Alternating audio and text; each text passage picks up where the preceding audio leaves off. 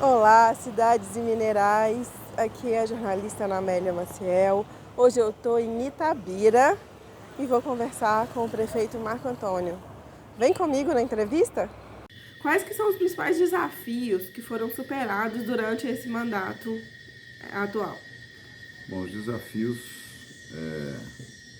alguns já foram superados e outros estão em curso num trabalho para superar os desafios de uma cidade como Itabira, uma cidade tão importante, cidade com mais de 300 anos de história e uma cidade que está entre as 10 principais de Minas, do ponto de vista do PIB, do Produto Interno Bruto.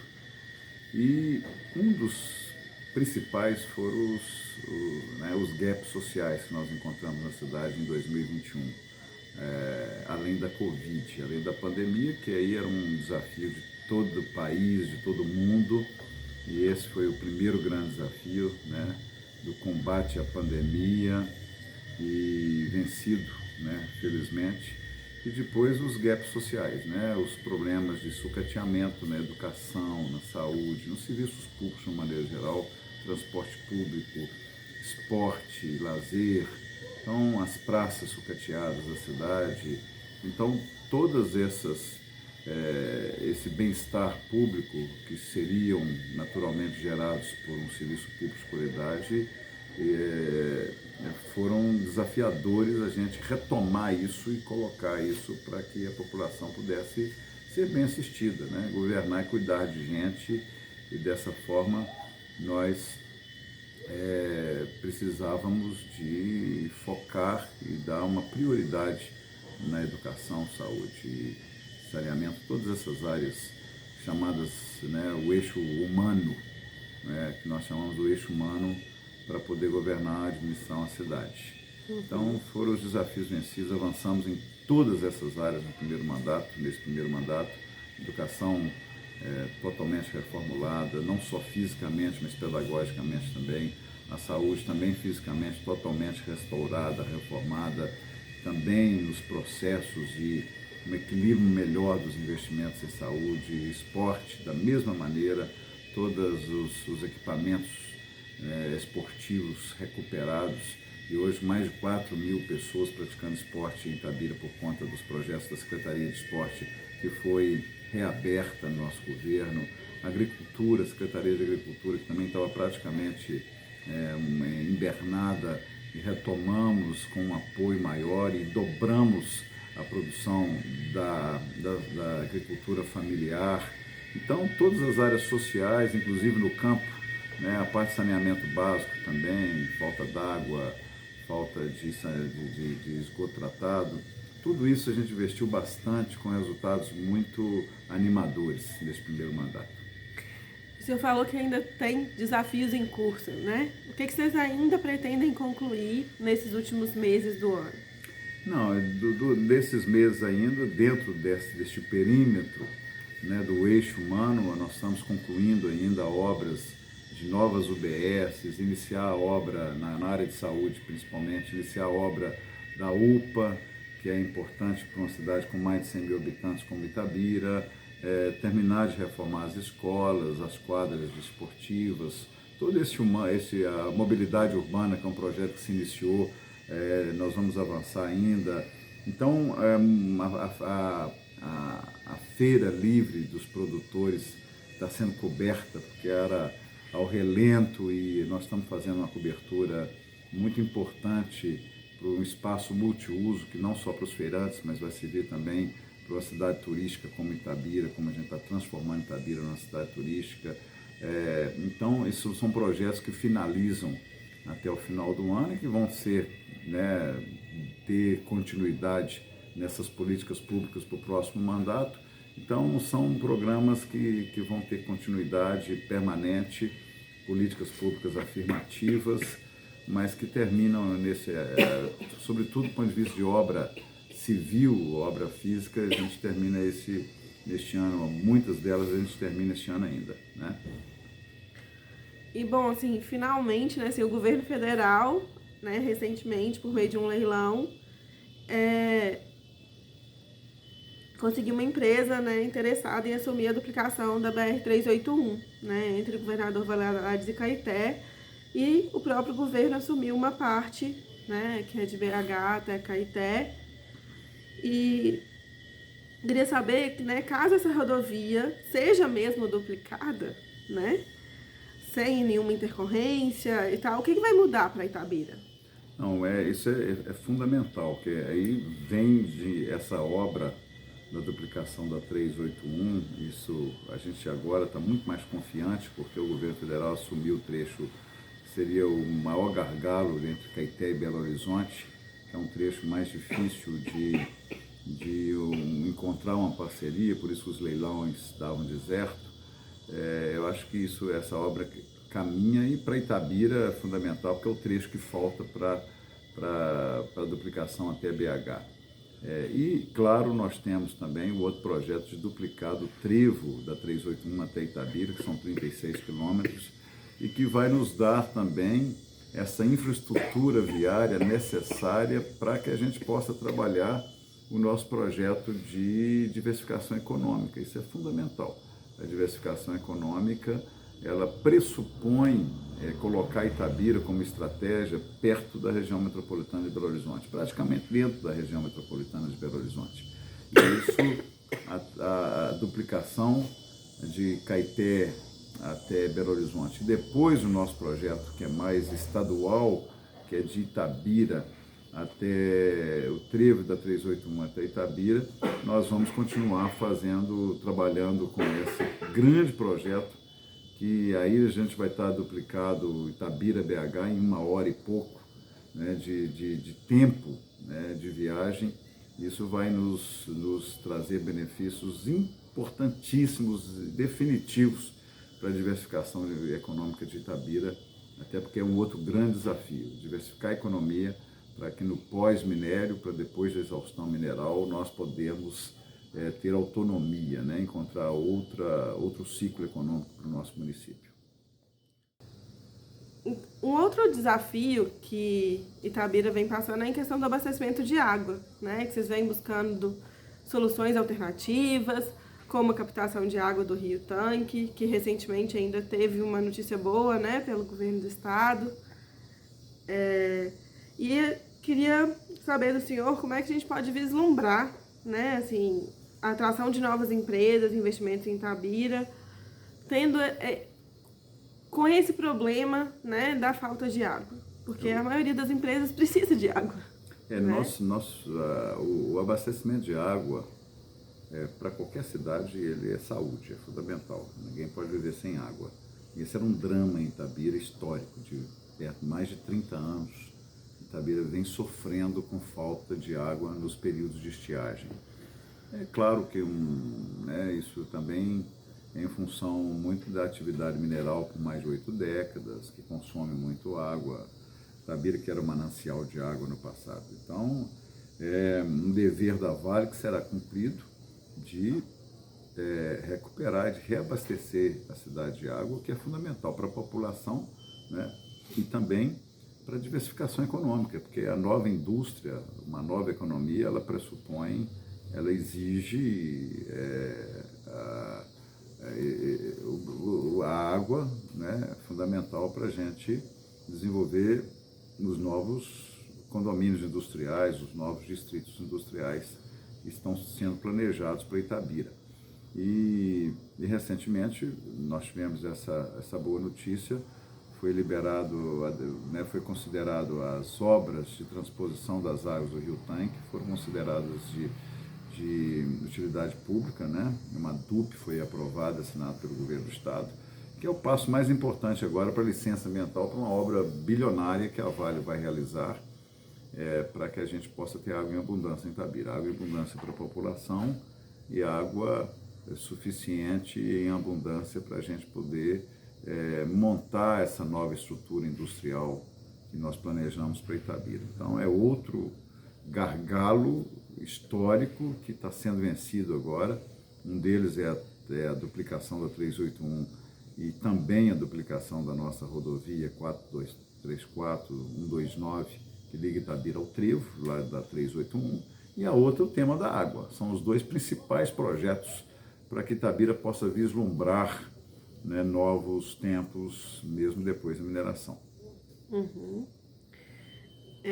A Unifei e a FUNSESI, né, elas são instituições que são consideradas estratégicas hoje, né, para transformar Itabira num polo de educação, especialmente aí nos cursos voltados para a saúde.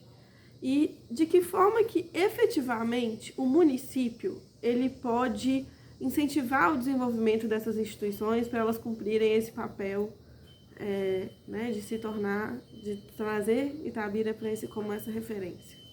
Olha, a academia, ela é importante, né, quando a gente fala em desenvolvimento, né, social, desenvolvimento econômico, humano, de uma cidade, de uma nação, ela é importante em qualquer ambiente, em qualquer país, qualquer cidade.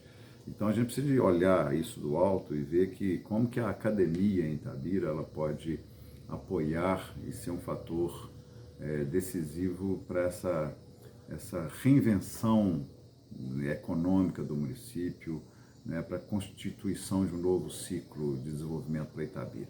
Então nós temos aqui algumas instituições, né, inclusive privadas, mas entre as quais a FUNSESI e a Unifei. A FUNSESI é a Fundação de Ensino de Itabira, que é uma instituição, né, da cidade, onde prefeitura, o Vale, empresas, a própria Irmandade, Nossa Senhora das Dores fazem parte, né, constituem, né, esse conselho. E a FUNSESI, ela se fortaleceu com a Faculdade de Medicina. A FUNSESI, a Faculdade de Medicina que chegou no nosso governo, nosso atual governo, e que fortaleceu muito a FUNSESI.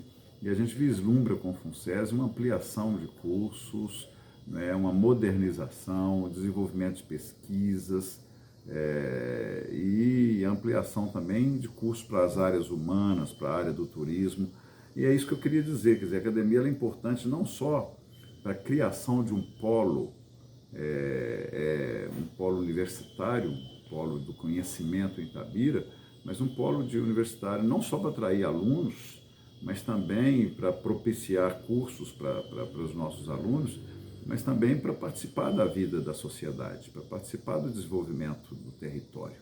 E a FUNSESI vai ter esse papel, conectado com esse programa de desenvolvimento de Itabira, assim como a Unifei, que é a Universidade Federal de Itajubá, que é um campus avançado de Itabira, que é um projeto que parou no tempo, né? Então, durante a campanha política foi debatido demais que o governo não avançou com a Unifei. Na verdade, a Unifei nunca avançou.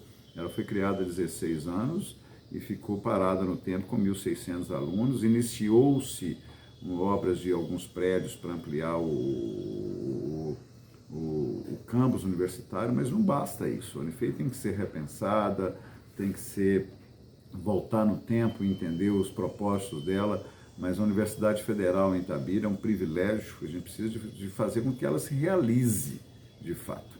Né? Nós temos um campus avançado da Universidade Federal de Itajubá aqui em Itabira, mas parado no tempo, 1.600 alunos, sem as pesquisas que a gente imaginou, sem o parque tecnológico que imaginou no passado, sem as startups acontecendo, oriundas da universidade. É preciso acontecer. Então a gente precisa fazer acontecer não só prédios ali para abrigar salas de aulas, mas muito mais, o conceito é muito mais amplo.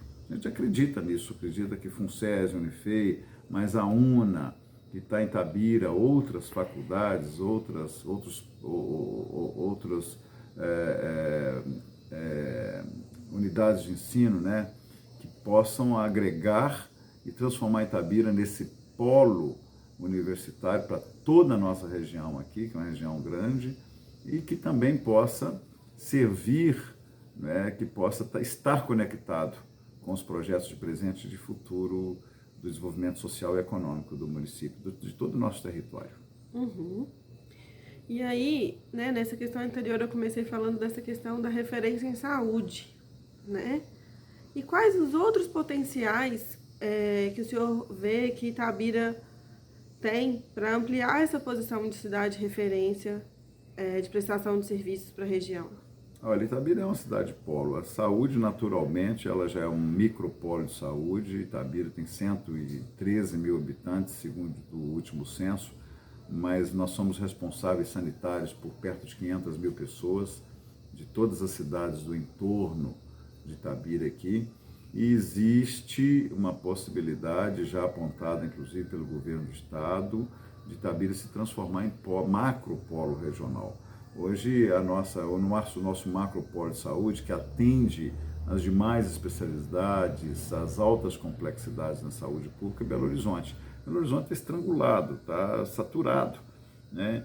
E depois você tem o mais próximo, é Ipatinga, que é macropolo, que atende todo o Vale do Aço, o Vale do Rio Doce, e exige geograficamente e tecnicamente a necessidade de ter um macropolo aqui na nossa região, que é uma região de perto de 900, 1 milhão de pessoas, né, de vidas que seriam assistidas por esse macropolo, de Caeté para baixo, por exemplo.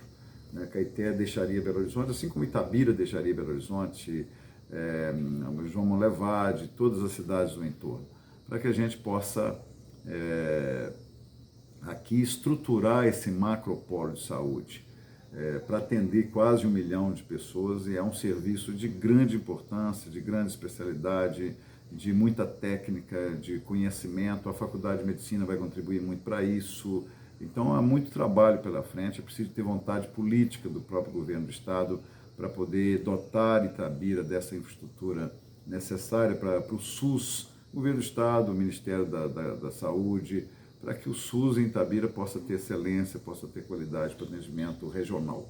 Isso é muito importante, vai dar para Itabira seguramente uma grande responsabilidade, um movimento como referência em saúde pública. Da mesma forma, na educação, como com as universidades, como esse polo de conhecimento, esse polo universitário, também na produção de alimentos. Itabira, da região, é um território de mais de 1.000 quilômetros quadrados de área rural, então nós temos uma grande oportunidade de produção na parte da agroecologia, da agricultura familiar, da pecuária também, de todas, na produção de derivados.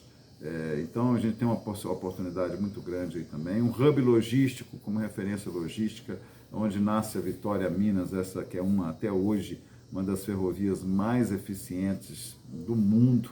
A gente pode, com essa estrutura viária que nós falamos há pouco, que é da duplicação, da rodovia até o Trevo, a 381 duplicada até BH, Itabira pode se transformar num espetacular hub logístico ligando na região metropolitana de Belo Horizonte ao porto de Vitória de forma muito simples, muito rápida. Então isso tudo nós vamos estar trabalhando, Cultura também, da mesma forma. Itabira é um polo cultural, uma efervescência cultural importante também para prover de lazer, de conhecimento, de fruição a toda uma região. É uma cidade polo muito importante e que vai se desenvolver em todas essas áreas para que a gente seja uma grande região, um território bem contemplado com esses serviços, todos esses serviços. Uhum. E sobre os planos de expansão de áreas urbanas, com a supressão das linhas férreas na cidade, que o senhor acabou citando, especialmente no caso do ramal João Paulo, já houve algum avanço nas conversas com a Vale nesse sentido? Já houve avanço, a Vale está preparada para já iniciar essas obras, a substituição das linhas que passam dentro da área urbana da cidade por parques lineares, é uma decisão que nós tomamos com a Vale. Isso vai, inclusive, de encontro das necessidades da população, de mais espaços de lazer, de mais espaços de convivência na cidade, para Itabira se tornar uma cidade mais aprazível. É por isso que nós estamos reformando todas as praças públicas da cidade, para a gente poder dar para a população, para as famílias, esse ambiente de convivência e de lazer adequado na cidade. E então o ramal João Paulo, o que chama das obras do ramal João Paulo, que são os parques lineares nos bairros ali, Vila Amélia, Vila São Joaquim, Areião, e para que a Vale vai transferir essa linha férrea para o entorno da cidade, e também a Machado de Assis 3, que é a conclusão da Avenida Machado de Assis, que vai ligar ao Areião, a Avenida Rio Doce, e com isso também melhorar a mobilidade urbana da nossa cidade aqui, do nosso circuito urbano. E agora, em relação à questão ambiental, como é que está o diálogo com a Vale sobre, né, o fim da exploração mineral, no que diz respeito ao fechamento das minas e a supressão dos impactos ambientais, né? Esse é um trabalho que a gente tem desenvolvido com a Vale, são temas muito fechados no âmbito da Vale, de muita confidencialidade, mas a gente está solicitando à Vale abrir mais a sociedade, formar o nosso grupo dentro do Itabira Sustentável, que já existe um comitê, né, interativo, um comitê representativo da nossa sociedade civil organizada, e a ideia é que a Vale possa estar participando mais, estar debatendo mais no âmbito desse comitê com a cidade. Não é um tema político, é um tema técnico, sobretudo, um tema social e econômico. Então nós precisamos de estar acompanhando mais sobre os prazos, os cronogramas, a discussão dos impactos, para que realmente a sociedade participe dessas decisões, ou tudo ao seu tempo, para que ninguém possa ser pego de surpresa. E permanece a previsão para 2041, para o fim da exploração de minério de ferro na cidade? Essa referência que nós temos, os relatórios que a Vale divulga, né, junto à Bolsa de Nova York, né?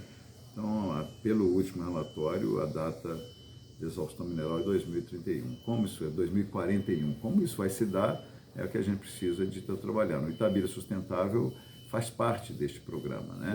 Um programa de planejamento estratégico, de maneira que quando isso acontecer, exaustão mineral acontecer, seja 2041, ou 2045, ou 51, ou antes, mas quando isso acontecer, é importante que a Itabira esteja preparada, né, para o seu novo ciclo econômico.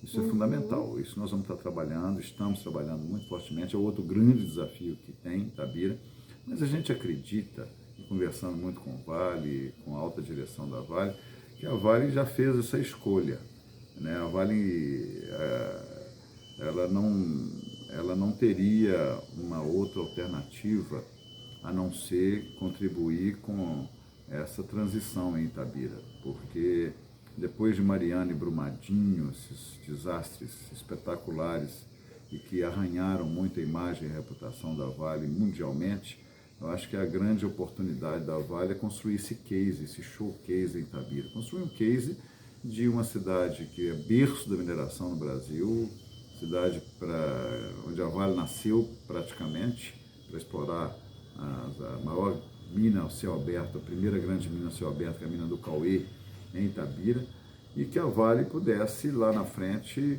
encerrar suas atividades de extração, pelo menos em Itabira, mas com um case para apresentar para o mundo, para o Brasil e para o mundo, de como que a indústria da mineração, ela pode ser, se ela não pode ser sustentável, né, e os ambientalistas mais radicais acreditam que não há mineração sustentável, isso é uma incoerência, né, é absolutamente antagônico, mas que pelo menos pós-mineração a gente transformasse aquele território em um território sustentável, um território que sobreviva bem, né, que possa realmente não ter as marcas negativas da mineração, porque a mineração tem o positivo, que é a geração de receita, empregos, renda, e tem o negativo, que sobretudo são os impactos ambientais. Mas aí é o equilíbrio, né, fazer com que essa saída da Vale de Itabira ela não deixa as marcas negativas aparecerem mais do que as positivas, e que as marcas positivas, que é o legado à sociedade, possa sobrepor as marcas negativas. Esse é o equilíbrio que a gente busca e que estamos trabalhando. Acredito muito que a Vale hoje tem essa consciência, até porque é uma empresa internacional, é uma empresa que tem um olhar hoje um pouco mais amplo do ponto de vista dos suas compliance, do ESG, né? Que ela busca ter uma boa pontuação do ESG no nível internacional. No seu plano de governo, né, desse mandato, o senhor já falava sobre desenvolver ações para o desenvolvimento sustentável da cidade e o senhor foi eleito, né? O programa Itabira Sustentável foi gestado, começou a ser gestado, né? E está começando a ganhar corpo, né? Já está ganhando corpo agora. Para o senhor, qual que é a importância desse programa do Itabira Sustentável? Eu acho que é o primeiro grande programa de planejamento estratégico que Itabira realizou na sua história, principalmente em conjunto com a Vale e voltado para o futuro, né? Para o legado da mineração.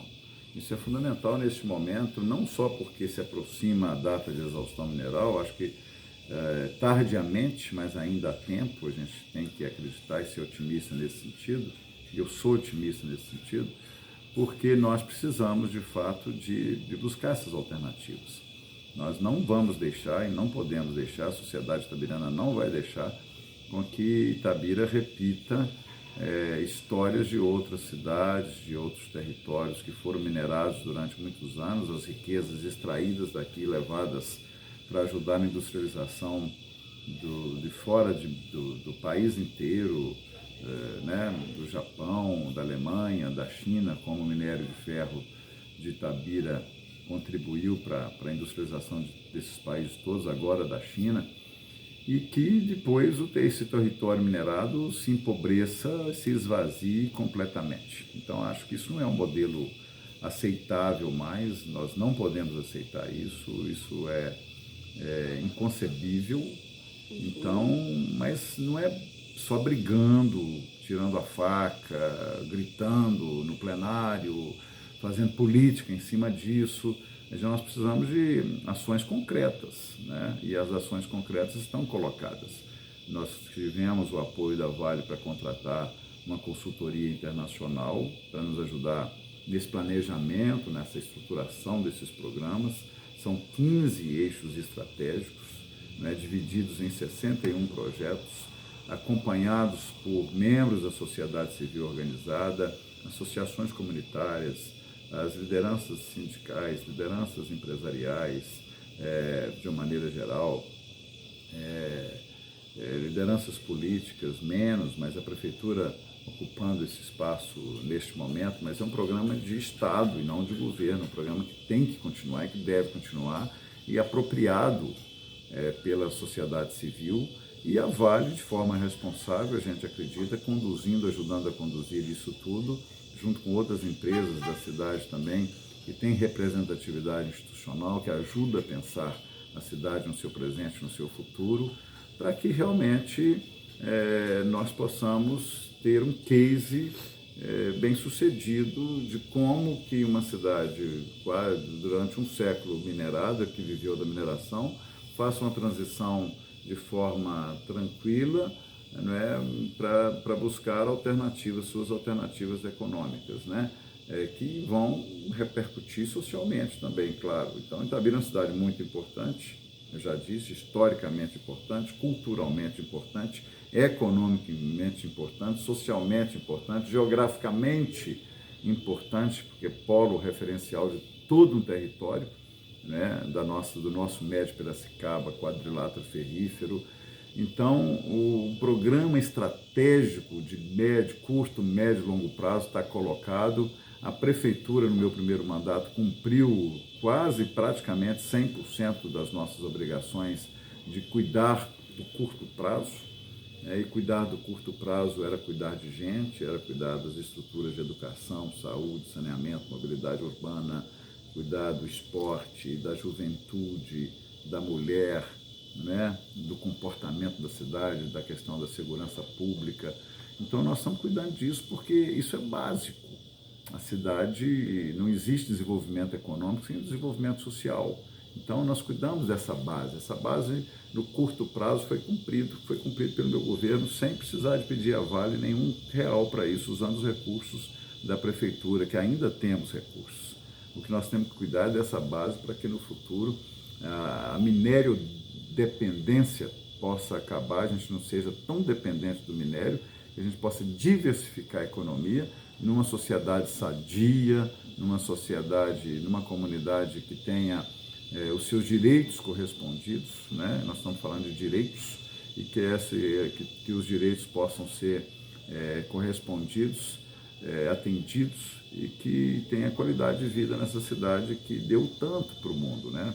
Foram mais de 2,5 bilhões de toneladas de minério de ferros extraídas do nosso território e a gente precisa dessa compensação à população e que a gente possa pensar não só nessa geração, mas que as próximas gerações, as futuras gerações tenham garantias, né, de qualidade de vida, né, garantias de oportunidades, sobretudo, para todos os itabiranos. E para a gente finalizar, Marco Antônio, o senhor acabou de ser reeleito, né? A gente teve as eleições municipais e o senhor foi reeleito.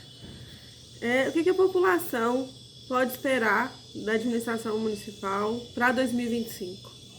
Acho que a gente falou muito sobre isso, né? Porque é uma continuidade. E a minha reeleição, ela demonstrou com quase 77% de votos, né? Que foi um resultado histórico em Itabira, inédito. É uma aprovação tão grande, uma eleição com essa margem de diferença, demonstrou que a população ela reconhece no nosso governo o nosso propósito, em todos esses aspectos, seja o aspecto social quanto o aspecto econômico e de transições necessárias na cidade, e que quando a gente fala em continuidade é continuar consolidar essas políticas públicas sociais que nós desenvolvemos nesse primeiro mandato, torná-las sólidas, torná-las de forma contínua, para que a gente tenha realmente esse processo aí continuado do ponto de vista do cuidado das pessoas. Educação é um exemplo disso. Agora a gente vem com a escola integral para 100% das crianças. Então a educação é chave para uma cidade que quer ser polo em todas essas áreas, né? E também consolidar esse projeto do Itabira Sustentável. Então, mais 4 anos de governo, até 2028, nós temos que plantar, esse aqui tem que dar ainda os seus primeiros frutos, a gente consolidar esse projeto para que até o final de 2028 a população de Itabira tenha a segurança de que a gente tem o caminho certo, tem as premissas adequadas e a estrada pavimentada para que quando chegar 2030, 2040, a gente esteja na transição em um projeto de continuidade. A sociedade de Itabira vai cuidar dessa continuidade, a gente tem certeza, por isso que a gente também faz essa reforma política, né? Uma nova mentalidade política na cidade. A gente espera deixar esse legado também para que essa nova geração de políticos, de lideranças na cidade, empresariais e políticas, que elas se renovam, né, naturalmente, mas que essa renovação também das lideranças da cidade possam estar muito alinhadas com esse propósito, muito antenadas com isso, né, para que a gente tenha continuidade, Itabira possa ser uma cidade onde a gente possa se orgulhar dela sempre. E que na história possa estar dizendo ali, a cidade onde nasceu Carlos Drummond de Andrade, né, o maior poeta do Brasil. É uma cidade onde nasceu a Vale do Rio Doce, então Vale do Rio Doce, agora só Vale, que é uma das maiores mineradoras do mundo, se transformou numa das maiores mineradoras do mundo, a empresa multinacional como é. Uma cidade que ajudou tanto o Brasil, Minas, o Brasil e o mundo a se industrializar, a gente possa fazer com que essa história ela seja orgulhosamente contada pelas próximas gerações, mas de forma que elas sejam bem assistidas, que essa história de uma cidade protagonista, ela continue ao longo do tempo com protagonismo na cultura, no turismo, né, nas artes, na tecnologia, na nova indústria, nas economias criativas. Então isso tudo é que a gente pretende construir agora para que as próximas gerações possam se orgulhar da nossa geração atual que está trabalhando nesse projeto e possa se orgulhar da nossa cidade, da nossa Itabira. Muito obrigada, Marco Antônio.